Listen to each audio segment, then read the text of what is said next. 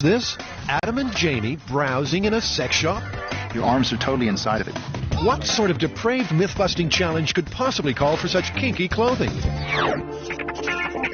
The myth that you stay drier if you run in the rain. Basically, it's a bit of practical advice. Run if it's raining, and you won't get as wet than if you're walking. Seems to make sense to me. Common sense? Since when have the Mythbusters let that get in the way of a challenge? The idea is someone walking through the rain will stay in the rain longer, but the rain's only falling on their head and shoulders. Whereas someone running through the rain is actually picking up rain on their entire front. So what? We just wait for the next rainy day and go for a stroll? No siree. The Mythbusters will need controlled conditions. We're going to have to be really careful about this. It seems like a simple thing. It seems pretty straightforward. Yeah, but there are actually a lot of factors to consider. You've got, the velocity of the rain. You've got the speed that you're running. You've got all these different things to factor in there. The setup, an indoor course 100 feet long, which Adam and Jamie will walk, then run through in a downpour of homemade rain. They'll wear identical cotton coveralls, which will be weighed after each test to see how much rain they've soaked up.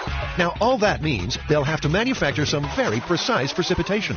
I think the hardest part is going to be getting really reliable, consistent rain, something that's realistic. So, it's got to be the right velocity, the right drop size, nice even spread over a big distance like this for us to get a good, consistent run. At this early stage, what do Adam and Jamie think will happen?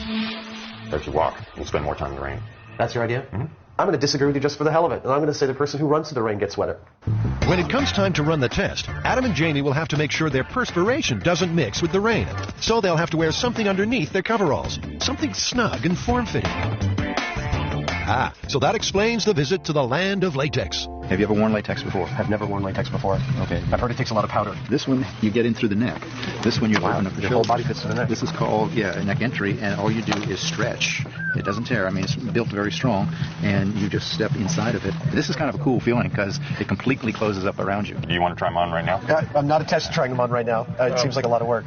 But apparently, we're going to try it on right now. That's enough of that. How do you feel? Feel kind of sexy. It's funny because you bend your legs, you feel them spring back again. You can't. It's like, boink, boink. Though a little unsure at first, Jamie seems quite taken. The next step, buy some piping for their homemade downpour. Are these things sealed just by screwing them in tight? Teflon tape. You'd have to Teflon tape. I'd rather use the goop. It goes together quick. Okay, I was trying to accommodate you. You were like, we're going to have to glue all these together earlier. And when you've done special effects for as many sci-fi movies as Adam, you see irrigation equipment in a completely different light. Ah, yeah, here you go. This I've seen in more than one movie as the business end of some kind of big gun. So we need like 40 feet of half-inch pipe and 150 feet of the 2-inch pipe.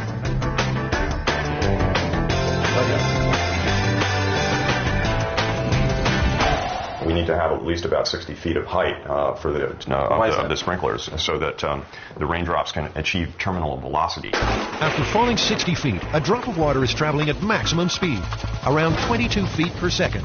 After that, it cannot go any faster, no matter how far it plummets. If we just go up there with a hose, and squirt it down, it's not really going to be like real rain. It might be going faster or slower, we don't know. Over the years, several studies have sought to answer the question of whether you should amble or gallop through the rain.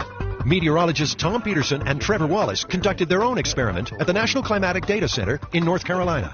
They simply waited for a downpour and stepped outside. We measured out an approximate course to try to get 100 meters, but we didn't feel like it was crucial to have exactly 100 meters because we weren't trying to see how much rain we absorbed in 100 meters, but the relative difference between running and walking. Tom walked, Trevor ran. Then their clothing was weighed. We won't reveal their results just yet. Let's wait and see how Adam and Jamie get on. Ironically, the heavens have opened, just as Adam and Jamie find the perfect place to whip up a storm. So here we are, Jamie. An Alameda Naval Base. Yeah, across the bay from San Francisco. They used to paint C-130 planes in this room. It's a big hangar. Yeah. Time to see whether or not Adam's rain delivery system is just a pipe dream.